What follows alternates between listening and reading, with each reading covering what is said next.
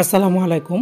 শেষ 18 বলে দরকার ছিল 46 রান, কিন্তু তীরে এসে তরি ডুবে গেল ফরচুন বরিশালের।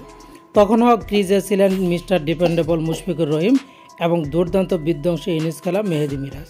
সবাই আশায় বুক বেঁধেছিল এই দুজন হয়তো ম্যাচটাকে শেষ করে ফিরবেন, কিন্তু সেই প্রত্যাশা পূরণ হলো না, কারণ মেহেদী মিরাজ দুর্দান্ত খেলেও আউট হয়ে গেলেন।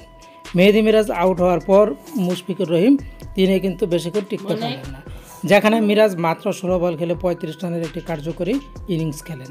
এর পরের ওভারে মুশফিকুর রহিম তিনি আউট হয়ে যান, 22 বলে 23 রান করেন। আর মূলত তখনই ম্যাচ থেকে ছিটকে যায় ফরচুন বরিশাল, যেখানে তারা দুর্দান্ত শুরু করেছিল।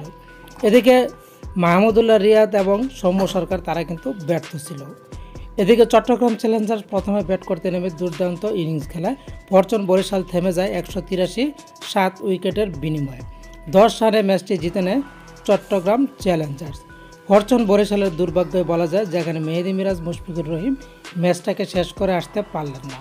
তারা যদি শেষ পর্যন্ত থাকতেন তাহলে হয়তো ম্যাচটাকে বের করে আনতে পারতেন। যাই হোক, দুর্ভাগ্য ফরচুন বরিশাল, তাদের ভাগ্য সহায় হলো না। তো বন্ধুরা, ভালো থাকুন।